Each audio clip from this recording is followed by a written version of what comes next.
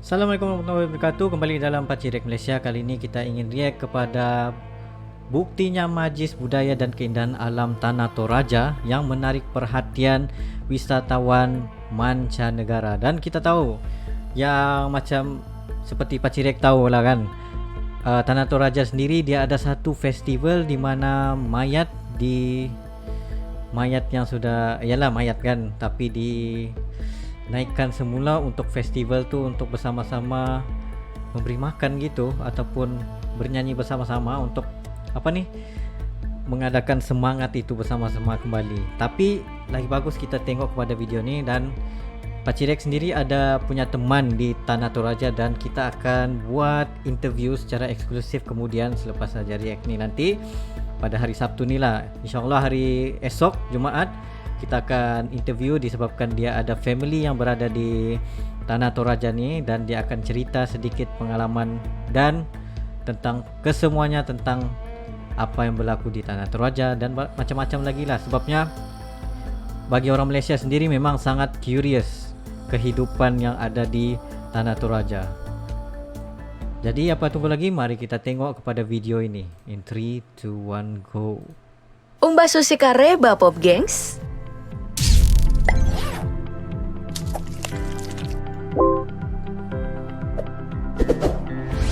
Kamu sekarang ada di Tanah Toraja, Sulawesi Selatan, tanah orang-orang mati yang dibangkitkan. Dan di video ini panggil aku Sang Baine ya, yang artinya teman perempuan dalam bahasa Toraja. Kamu tiba di Toraja Sang Baine malam hari, jadi kamu harus mencari tempat nih untuk nginap terlebih dahulu. Kita ke Toraja bagian utara, tepatnya di kota Rantepao. Kota dengan landscape alam yang hijau dan beriklim sejuk. Kamu bisa nginap di rumah tongkonan yang ada di situs-situs purbakalanya. Nah, salah satu yang paling populer itu ya adalah Ketekesu. Jaraknya 5 km dari kota Rantepao. Tapi, karena terlalu ramai kunjungan, aku akan ngajak kamu nih ke salah satu area tongkonan tua yang lumayan sepi bernama... Gila cantiknya dia punya architecture ni. Macam ada style-style di Malaysia yang dinamakan sebagai apa, Minangkabau punya head tu. Dia punya pengaruh daripada Tanah Toraja. Buntu Pune. Iklim dingin ditemani suara binatang malam akan membuatmu tidur nyenyak saat melepas lelah. Wah, selamat pagi buta. Seperti kebanyakan desa dan perkampungan, ritme orang-orang Toraja lambat tapi teratur. Bangun pagi adalah kebiasaan mereka. Dibangunkan alarm alami, kolaborasi antara kokokan ayam, suara anjing, dan nyanyian burung. Bangunlah lebih cepat ya, karena jika waktumu sedikit di Toraja, sayang sekali jika kamu tidak merasakan pagi Toraja dengan seksama. Oh my god, serius cantik gila dia punya view. Oh my god, view dia ni. Serius cantik kok Tanah Toraja. Oke, waktunya untuk melihat dengan jelas ukiran rumah tongkonan tempatmu menginap. Ukiran kerbau dan tanaman sebagai lambang kemakmuran, sedikit ukiran bergambar orang-orang sebagai lambang kekeluargaan, dan ada ukiran matahari simbol menyambut kelahiran. Rumah tongkonan dulunya adalah tempat para keluarga besar. Untuk tongkonan Buntu Pune sendiri, ini merupakan kediaman keluarga Pong Maramba, tokoh pejuang Toraja yang melawan pendudukan Belanda, pemangku adat yang cukup dikagumi. Dan rumah yang kamu tempati menginap ini dulunya juga berfungsi sebagai benteng pertahanan keluarga. Rumah tongkonan memang sangat khas. Panjang persegi dengan atap seperti perahu. Bergaya panggung dengan 2 bagian. Bagian bawah tempat biasanya anjing piaraan nyender santai. Lalu di bagian atas adalah tempat penghuninya. Tidak begitu banyak sekat kecuali satu kamar khusus. Cantiknya. Rumah tongkonan dari banyak cerita orang Toraja yang pernah aku temui sebelumnya mengatakan bahwa itu adalah simbol feminitas, menjaga dan mengayomi. Sedangkan alang adalah simbol maskulinitas, melindungi dan menghidupi. Dahulu jika ada tamu yang bertandang, maka ia tak langsung ke atas rumah. Ia harus singgah di alang semalaman. Si empunya akan memantau dari atas rumah untuk mengetahui apakah mereka ini lawan atau kawan.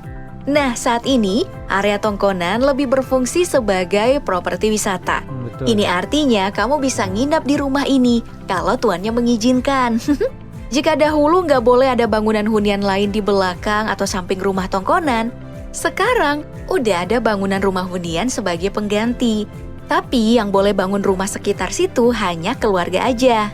Namun beredar cerita di kalangan tertentu nih bahwa salah satu cara orang Toraja melawan gempuran peralihan fungsi lahan untuk kebutuhan wisata, seperti pembangunan hotel atau kebutuhan pertanian skala besar, seperti kebun kopi untuk industri, adalah dengan mengubah area tongkonan sebagai lokasi wisata budaya. Mereka beneran dibuat mati kutu, tapi apalah daya, tongkonan ratusan tahun bisa selamat, tidak dihambur oleh pembangunan dan perkembangan, adalah dengan tunduk di bawah logika pariwisata. Meskipun itu berarti mengubah pola masyarakatnya sendiri. Nah, pagi-pagi di area situs tongkonan, biasanya penjaga akan membuatkan kopi untuk para tamunya. Disediakan di alang yang berjejer di depan rumah tongkonannya. Tapi jika tidak, kamu bisa cari kopi hangat di warung-warung terdekat kok. Ada banyak kopi di sana. Kopi Toraja adalah salah satu andalan Nusantara. Kopi Toraja. Sangat tidak beruntung jika tidak sempat meminumnya. Ada warung yang agak jauh nih di arah Buntu Pune yang bernama Warung Kopi Toraja, milik bapak tua bernama Sulaiman Miting. Dari arah depan, warungnya itu bercat putih, bertengger mobil off-road, dengan pelang nama warungnya yang agak kecil. Nah, di sana pesanlah kopi dengan seduhan tubruk. Biasanya tuan rumah menyuguhkannya bersama depatori, cemilan khas dari gula merah dihiasi biji wijen. Duduklah sejenak, nikmati kopimu, dan akan kuceritakan 1000 kisah yang teraduk di secangkir kopi tersebut. Kopi ini pernah menjuarai pertandingan kopi specialty. Namun, ironisnya, hak paten Toraja justru dimiliki oleh Toarco, anak perusahaan Ki Coffee dari Jepang. Toarco menawarkan bibit kopi, fasilitas, dan modal kepada petani. Tapi, hasil panennya dibeli oleh Toarco untuk memenuhi kuota ekspor yang jumlahnya sampai jutaan ton per tahun. Salah satu tempat yang berhasil dikuasai Toarco adalah Pulo Pulo, daerah tertinggi di Toraja Utara, 2.200 hingga 2.400 meter di atas permukaan laut. Kampung penghasil kopi Arabica terbaik. Oke, mari seruput kopimu kembali. Sebelum kuajak kamu mendengarkan kisah lebih lampau di abad ke-19, saat perang kopi terjadi, melibatkan kerajaan pesisir Goa Bone, Enrekangluwu, berebut kopi-kopi dari ketinggian Toraja, yang juga menjadi babak baru perjalanan kopi Toraja ke medan perdagangan dunia. Tapi, mereka tidak bisa mengalahkan kelihayan orang Toraja menggunakan sumpit beracun dan memanfaatkan topografi alamnya yang berbukit.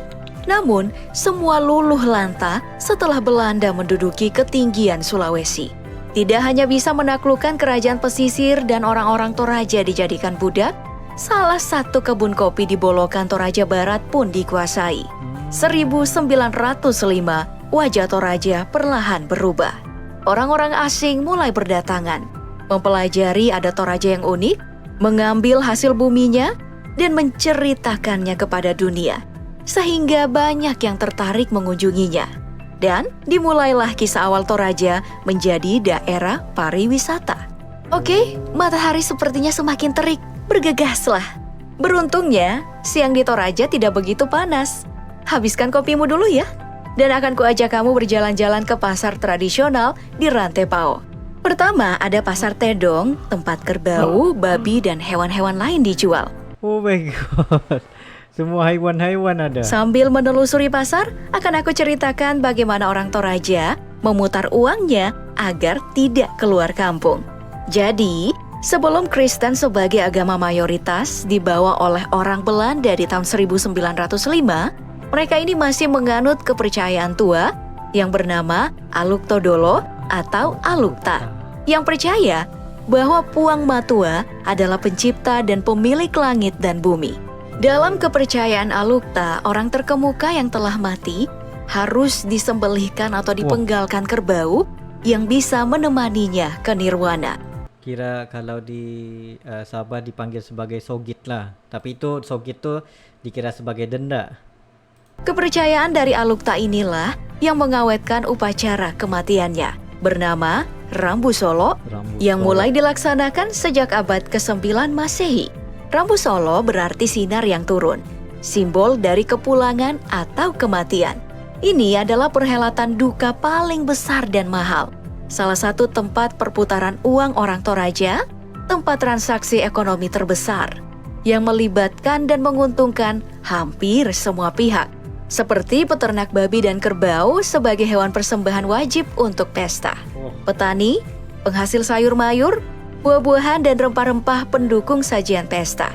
Penghasil balok, tuak lokal dari aren dan endau yang menjadi salah satu minuman wajib saat berada di acara-acara, selain kopi tentunya. Lalu pedagang di pasar-pasar yang menjajakan semua komoditas tersebut. Jasa acara, dari dekorasi, peminjaman sound system, salon dan pembawa acara. Di acara ini, keluarga dari almarhum akan menerima sumbangan ternak dari kerabat dan sahabat. 1 ekor babi di pasar itu bisa dihargai sekitar 5 juta rupiah, tergantung ukurannya. Nah, sumbangan yang biasanya tidak disembelih akan dibawa pulang, dirawat, diternakan, hingga menghasilkan anak banyak. Yang berarti tabungan keluarga bisa bertambah lagi hingga ratusan juta. Wow. Gemuk-gemuk, sehat-sehat babi di sini. Untuk kerbau, ada loh yang disebut dengan tedong bonga. Kerbau berkulit putih albino campur hitam yang dianggap sebagai rajanya kerbau, yang harganya itu bisa mencapai 1 miliar rupiah. Pesta kematian ini bahkan selalu menjadi incaran wisatawan yang berkontribusi kepada isi kas daerah tentunya. Salah satu tontonan pesta yang sering ditunggu-tunggu adalah Tedong Silaga atau saling mengadu kerbau. Kemudian yang menarik adalah acara setelah penguburan, disebut dengan Manene. Ritual mengganti pakaian mayat yang telah dikuburkan dalam waktu tertentu. Jasad akan dibersihkan, lalu pakaiannya diganti sesuai jenis kelamin. Jika pria, akan dipakaikan setelan jas rapi, lalu jika perempuan akan dikenakan gaun rapi. Setelah itu, keluarga akan makan bersama. Banyak loh kabar yang beredar, mayat-mayat ini bisa dibuat berjalan, baik saat akan dibawa ke kuburan ataupun saat akan diajak makan bersama di pesta Manene. Tapi sampai saat ini belum ada pertunjukan langsungnya sih yang aku lihat. Nah, jika kamu sempat ke pasar kedua, yakni pertokoan pernak-pernik atau pasar Pagiran Tepao, kamu bisa membawa cindramata berupa patung yang disebut sebagai tahu-tahu, yang sebenarnya adalah patung pengganti untuk orang yang udah meninggal. Tahu-tahu ini biasanya disimpan di depan kuburan. Ya, saat ini sih udah banyak ditemui di pasar, menjadi oleh-oleh khas untuk para wisatawan. Tapi, kalau kamu agak takut untuk memandangi tahu-tahu, ada banyak kok oleh-oleh khas lainnya yang bisa dibeli di pasar.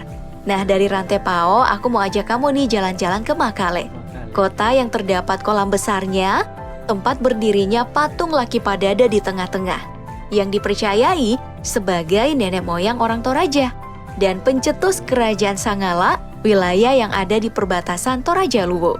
Nah, di kolam ini pesanlah lagi secangkir kopi. Duduk sebentar aja, melihat lalu lalang orang-orang dari luar Toraja. Nanti kamu bisa mengunjungi pasar Makale.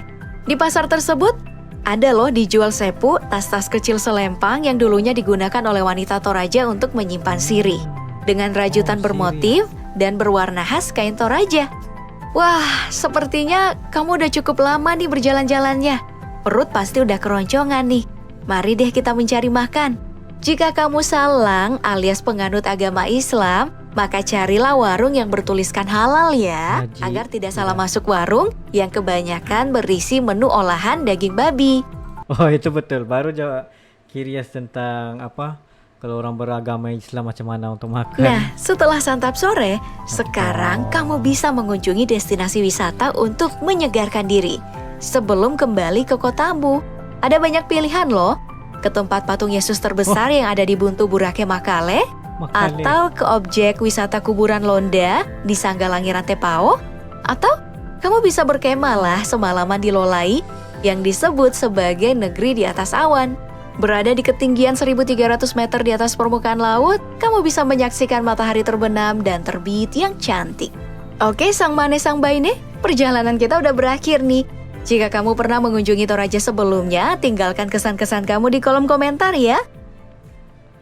Wow, I don't know, tapi Toraja ini tempat yang sangat unik. And then minta maaf banyak-banyak kalau tersalah cakap tadi kan. Tapi apa-apa pun, the unique culture pada Toraja sendiri itu memang sangat-sangat power. Sebab dulu pada tahun 2015 aku pernah berancang untuk pergi ke Toraja. Time tu sudah beli flight Air Asia, tapi tiba-tiba flight kita orang kena cancel disebabkan flight tu tidak jadi pergi untuk ke Toraja lah. Jadi macam just kadar niat sajalah, tidak sempat untuk pergi ke sana pun. Kalau tidak dapat juga merasa segala-gala culture yang unique culture yang ada pada Tanah Toraja. Lagi-lagi mana festival untuk mencantikkan orang yang sudah meninggal dunia itu. Jadi itu saja daripada Pakcik React. Terima kasih for watching this. Jumpa lagi next time. Okay, kepada orang Toraja sini, sekiranya kalian ada bersama-sama Pakcik React, comment down below. Kita akan bertemu kembali dan see you again. Assalamualaikum.